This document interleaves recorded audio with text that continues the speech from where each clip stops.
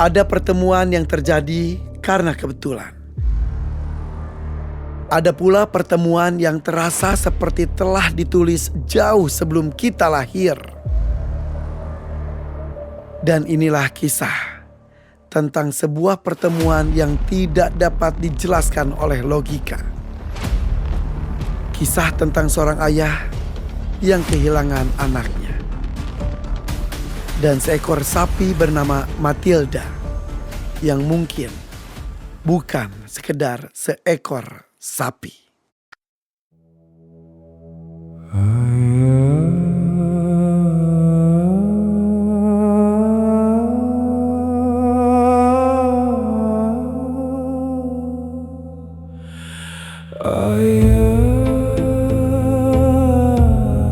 Hah?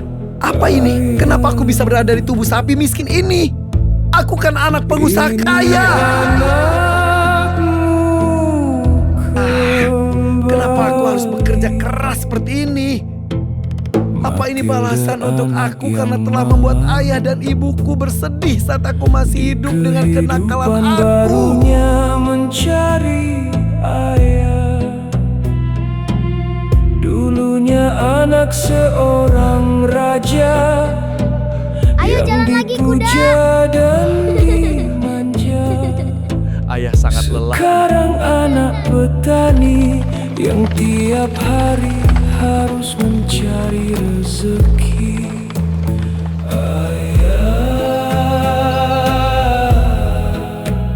Ayah, ini anakmu kembali.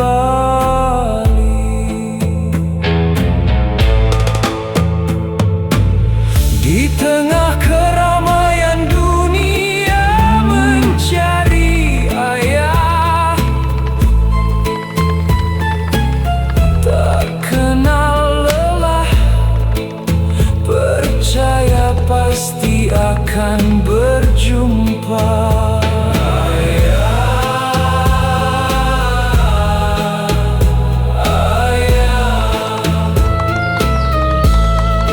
Ini anakmu kembali.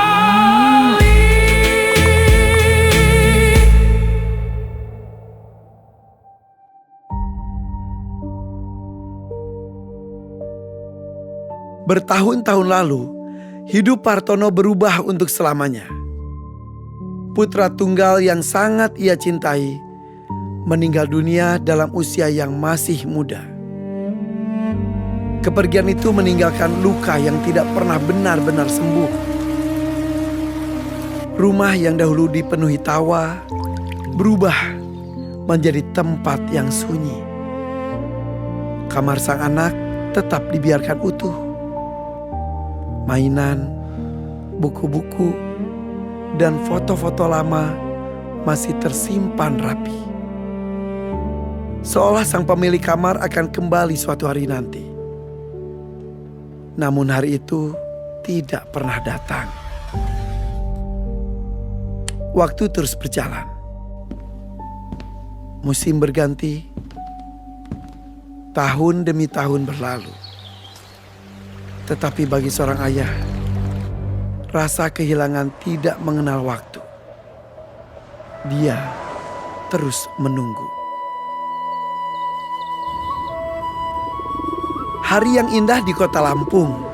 Mas Hermawan dan saya pergi untuk melihat-lihat hewan kurban untuk kami beli dan jual kembali untuk dijadikan hewan kurban. Dalam perjalanan di sebuah kampung, saya dan Mas Hermawan melihat seekor sapi P.O. Brahman yang sedang menarik gerobak. Saya dan Mas Hermawan mengikutinya. Tak lama, saya dan Mas Hermawan pun berhenti dan menanyakan kepada sang pemilik, Pak Waluyo namanya. Sapi ini Menurut Pak adalah Waluyo, sumber rezeki kami sapi selama ini adalah sapi pekerja yang keras membantu menyekolahkan yang menjadi anak-anak. sumber rezeki untuk Kami keluarganya. sangat bersyukur memilikinya.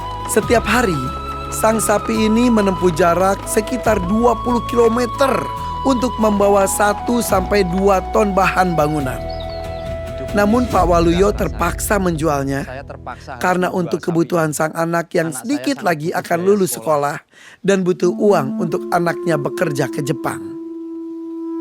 Jadi dengan ini. berat Tidak ada hati, lagi pilihan lain. Pak Waluyo menjual sapi tersebut. Saya mendengar kisah Pak Waluyo pun akhirnya memutuskan membeli dan menambahkan sedikit uang untuk anak Pak Waluyo. Sapi pun kita bawa ke Setia Farm di Sukabumi dengan rasa haru. Sapi yang biasa menjadi sumber kehidupan kini harus berpisah dengan pemiliknya untuk dimuliakan. Pagi yang indah. Embun nampak bersengkrama dengan dedaunan di Setia Farm Jawa Barat yang ada di Sukabumi. Beberapa hari menjelang hari raya kurban, ini pertama kali dalam hidup Pak Hartono berkunjung ke tempat penjualan hewan kurban. Bersama Mas Hermawan dan saya, ia berjalan di lorong kandang di antara puluhan sapi yang berdiri di kandang. Matanya tiba-tiba tertuju pada seekor sapi berwarna coklat keemasan. Sapi itu tidak mengamuk, tidak pula berusaha menarik perhatian. Ia hanya menunduk saat melihat Pak Hartono melintas di depannya. Seolah ia memberi hormat kepada Pak Hartono. Tapi mata sang sapi terus memandang ke arah Pak Hartono. Lama, sangat lama. Seolah telah mengenalnya. Entah mengapa, ada sesuatu yang membuat Pak Hartono tidak bisa mengalihkan pandangan juga ke arah sapi itu. Perasaan yang sulit dijelaskan. Perasaan yang aneh. Seakan-akan ia sedang menatap seseorang yang pernah dikenalnya. Seseorang yang sangat dekat. Seseorang yang pernah ia cintai. Tanpa banyak pertimbangan, ia membeli sapi itu. Setelah berbincang dengan Mas Hermawan dan saya mengenai harga, Pak Hartono tanpa banyak bicara, ia langsung menyetujui harga yang ditawarkan. Bahkan, ia menaikkan harga dari yang disepakati. Padahal, saya sudah menawarkan beberapa pilihan dengan harga yang sama. Pak Hartono bisa mendapatkan sapi lain yang lebih besar dan usianya pun lebih muda dari Matilda. Namun Pak Hartono nampak tidak tertarik dan tetap menjatuhkan pilihannya kepada Matilda. Transaksi pun akhirnya terjadi. Alhamdulillah deal, sahut saya sambil berjabat tangan. Saat bersalaman, semua nampak bahagia.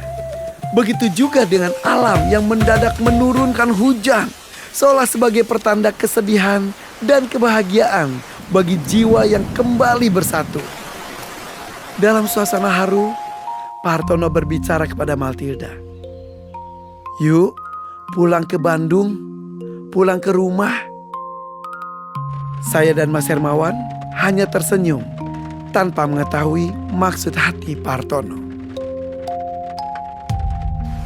Hujan nampak turun rintik-rintik.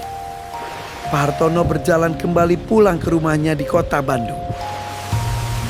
Selama perjalanan menuju kota Bandung, Pak Hartono nampak termenung, kepalanya menempel di jendela mobil. Ia masih terngiang-ngiang oleh Matilda, sapi coklat yang baru ia temui. Tanpa ia sadari, air matanya turun membasahi pipinya. Pak Hartono terus menangis sepanjang perjalanan, mengingat kejadian yang baru ia alami di kandang sapi tadi. Sesampainya di rumah pun, Pak Hartono terus mengingat kejadian tersebut dan kembali ia menangis. Hari-hari berikutnya membawa kejadian yang tidak biasa. Pak Hartono merasa Matilda selalu mendekat dan selalu ada di setiap langkah dan pikirannya. Ketika Pak Hartono duduk, Matilda ikut duduk. Ketika ia berjalan, Matilda mengikuti. Ketika ia berbicara, sapi itu menatap wajahnya dengan perhatian yang aneh. Seolah memahami setiap kata. Pak Hartono nampak bingung dengan apa yang ia rasakan. Ia hanya tersenyum. Namun jauh di dalam hatinya, ia mulai merasakan sesuatu yang sulit dijelaskan. Hari berlalu saya tidak berkomunikasi dengan Pak Hartono. Kemudian bertemu dengan seorang ahli komunikator hewan di sebuah acara TV. Kami membahas Matilda. Setelah memperhatikan Matilda, komunikator hewan itu pun berkata bahwa Matilda tidak ingin disembelih. Dia mau berkurban bukan dagingnya yang sudah tua, tapi ia mau berkurban dengan tenaganya. Kejadian ini di luar pengetahuan Pak Hartono, dan saya pun tidak memberitahu Pak Hartono mengenai pendapat dokter ahli komunikasi hewan ini. Di sisi lain, di rumah Pak Hartono yang asri, karena rasa penasaran yang terus tumbuh, Pak Hartono akhirnya menemui seorang temannya yang ia anggap sebagai guru yang bisa memahami kejadian ini. Awalnya ia tidak berharap banyak. Mungkin hanya ingin mencari jawaban atas perilaku Matilda yang tidak biasa. Namun apa yang ia dengar hari itu mengubah segalanya. Setelah beberapa saat mengamati Matilda, temannya itu terdiam. Wajahnya berubah serius. Lalu ia berkata perlahan, "Matilda tidak ingin dikurbankan dagingnya, tapi ia mau berkurban dengan tenaganya," kata sang teman. Pak Hartono terkaget dan nampak bingung. Ia merasa kalut, pikirannya pun berkecamuk. Dua pendapat yang sama dari sumber berbeda, di waktu yang sama tanpa ada salah satu yang tahu. Berbeda tempat dan jarak. Saya dengan dokter ahli komunikasi hewan, dan Pak Hartono dengan temannya yang ahli memahami binatang. Sebuah kejadian, sebuah kebetulan yang benar dirasakan dari seekor sapi P.O. Brahman. Pak Hartono yang nampak kalut dan bingung, ia tak tahu lagi harus berbuat apa. Hingga akhirnya coba sekali lagi berkomunikasi dan menceritakan dengan temannya yang lain, yang merupakan ahli Feng Shui, untuk mendapatkan jawaban dari kegelisahan yang selama ini ia rasakan. Ahli Feng Shui itu pun terdiam. Ia nampak fokus dan mulai berkata perlahan kepada Pak Hartono, "Ada ikatan yang sangat kuat antara Anda dan hewan ini." Pak Hartono mengangguk. Ahli Feng Shui pun melanjutkan, "Saya merasakan energi yang tidak biasa. Seolah jiwa ini pernah memiliki hubungan keluarga dengan Anda." Ruangan mendadak sunyi. Jantung Pak Hartono berdegup lebih cepat. "Apa maksud Anda?" Ahli Feng Shui itu menarik napas panjang. "Saya merasa hewan ini membawa jiwa seseorang yang pernah menjadi anak Anda." Dunia seakan berhenti berputar. Pak Hartono tidak mampu berkata-kata. Matanya mulai basah karena ada satu hal yang tidak diketahui siapapun di ruangan itu. Tatapan Matilda. Semuanya terasa terlalu mirip, terlalu akrab, terlalu dekat.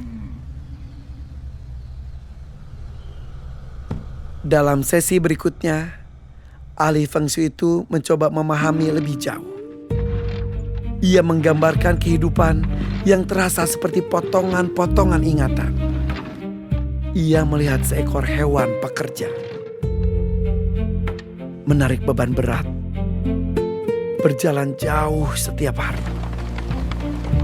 Tubuhnya lelah, kakinya terluka, tetapi ia terus bekerja bertahun-tahun tanpa istirahat, tanpa kasih sayang. tanpa rumah yang benar-benar bisa disebut rumah. Pak Hartono mendengarkan dengan mata berkaca-kaca. Karena gambaran itu membuatnya merasa sedih yang tidak bisa dijelaskan. Seolah ada bagian dari dirinya yang ikut merasakan penderitaan tersebut. Dan di tengah semua kesulitan itu, ada satu keinginan yang terus muncul. Keinginan untuk kembali. Keinginan untuk menemukan seseorang. Seseorang yang sangat dicintainya. Seseorang yang ia panggil Ayo kita main. ayah. Ayo ya, seru banget. Keputusan yang mengubah takdir. Hari raya semakin dekat. Tanggal penyembelihan telah ditentukan. Semua persiapan sudah selesai. Namun hati Pak Hartono justru semakin gelisah. Setiap kali mengingat Matilda, ia merasa seperti sedang memandang putranya sendiri. Ia tidak lagi melihat seekor hewan. Ia melihat makhluk hidup yang mempercayainya, yang mencintainya, yang menunggunya setiap hari. Malam hari, Pak Hartono tidak bisa tidur. Ia duduk sendirian di teras rumah, memandangi langit yang gelap, mengingat wajah putranya, mengingat semua kenangan yang pernah mereka miliki. Lalu sebuah pertanyaan muncul dalam hatinya. Bagaimana jika ini benar? Bagaimana jika ia benar-benar telah kembali? Dan bahkan jika semua itu tidak benar, bukankah Matilda tetap pantas mendapatkan kasih sayang? Bukankah setiap makhluk hidup berhak diperlakukan dengan belas kasih? Menjelang fajar, Pak Hartono akhirnya mengambil keputusan. Keputusan terbesar dalam hidupnya. Matahari menyingsing. Truk The Hakims yang membawa Matilda tiba di kediaman Pak Hartono di Bandung. Saya yang tidak tahu apa yang terjadi dengan Pak Hartono berdiri di samping beliau menyambut Matilda. Namun saat itu memang ada pancaran berbeda dari tatapan Pak Hartono. Pintu truk dibuka. Perlahan Matilda keluar dari truk tersebut. Pak Hartono dengan senyum yang bahagia menyambutnya sambil berkata, "Nak, sini nak. Selamat datang. Selamat datang." Ia tampak tersenyum, sedih, bahagia, dan layaknya seorang ayah yang merindukan anaknya yang lama tak pulang dan ia nantikan kembali kehadirannya. Saya yang melihat kejadian tersebut ikut ke dalam suasana hingga akhirnya Pak Hartono menceritakan kejadian yang ia rasakan kepada saya. Saya yang mendengarkan cerita Pak Hartono nampak kaget dan ikut bahagia. Hingga akhirnya kami larut dalam cerita panjang. Hingga berakhir pada pilihan sulit. Apakah Matilda akan dikurbankan atau tidak? Perasaan kalut pun kami rasakan berdua. Karena ini menyangkut hewan kurban yang sudah dibeli untuk dikurbankan. Pulang ke rumah. Keesokan harinya dengan berbagai pertimbangan dan masukan beberapa pemuka agama, keputusan pun diambil. Maaf, Keluarga Matilda dan tidak jadi tetangga saya terkejut. kurbankan. Pak Hartono membatalkan rencana kurban untuk Matilda. Sebagai gantinya, ia membeli hewan lain yang gagah tak kalah gagahnya dengan Matilda. Sedangkan Matilda dibawa pulang. Untuk pertama kalinya dalam hidupnya, Matilda memiliki rumah. Rumah yang sesungguhnya. Bukan kandang sementara. Bukan tempat singgah. Melainkan tempat di mana ia dicintai. Di mana namanya dipanggil setiap hari. Di mana kehadirannya dinantikan. Dan yang paling penting, di mana seseorang selalu menunggunya pulang. Kehidupan baru. Waktu berlalu. Matilda tumbuh menjadi bagian dari keluarga. Dan Matilda selalu tampak bahagia. Ia tidak lagi menarik gerobak berat. Tidak lagi bekerja sampai kelelahan. Kini tugasnya jauh lebih sederhana. Membawa senyum, membawa kebahagiaan, membawa tawa. Dan setiap kali Partono melihat pemandangan itu, hatinya terasa damai. Seolah luka yang selama bertahun-tahun menganga, perlahan mulai sembuh.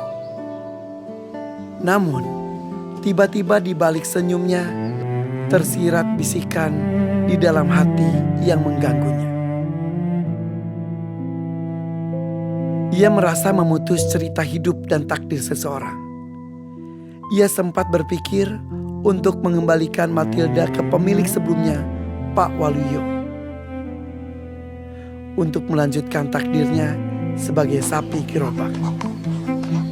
Tapi di sisi lain, ada rasa kasihan dan tidak tega melihat sapi ini harus kembali berjalan puluhan kilometer dan membawa beban 1-2 ton yang begitu beratnya. Partono pun bingung. Dia bahagia, tapi ingin membahagiakan orang lain lebih banyak lagi. Tapi tidak mau memutus takdir sapi ini sebagai sapi gerobak. Saya mempunyai usulan dan ide untuk Partono. Bagaimana kalau Matilda tetap ditakdirnya sebagai sapi penarik gerobak, tapi tidak perlu berjalan berkilometer-kilometer, dan juga tidak perlu mengangkut beban 1-2 ton. Tetap menarik gerobak, tapi dengan jaraknya yang sangat dekat. Dan juga bebannya pun yang tidak terlalu berat. Takdirnya bisa dijalankan, tapi kebahagiaan bisa dirasakan. Tidak hanya untuk Pak Hartono, tapi untuk banyak orang. Saya menyarankan Matilda dan gerobaknya bisa mengangkut anak-anak lucu yang hadir di The Hakim setiap harinya. Hore, asik sekali. Dan Pak Hartono pun setuju.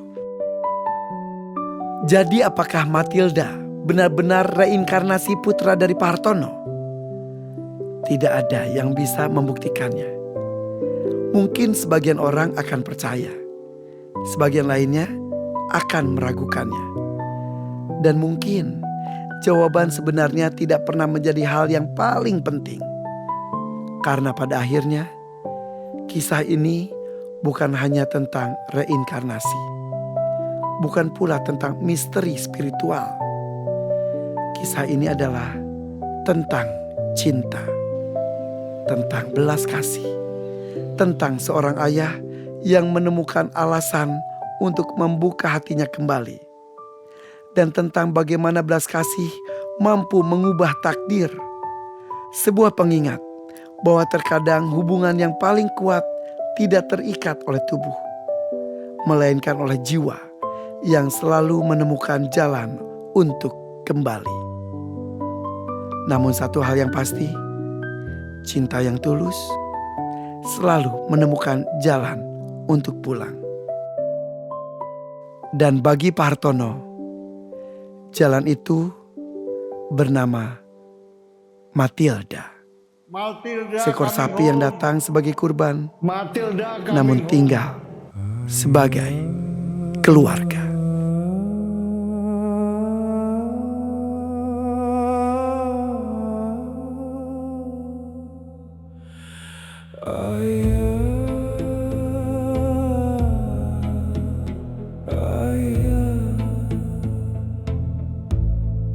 Ini anakmu kembali, Matilda anak yang malang. Di kehidupan barunya mencari ayah. Dulunya anak seorang raja yang dipuja dan dimanja. Sekarang anak petani yang tiap hari harus mencari rezeki. Ayah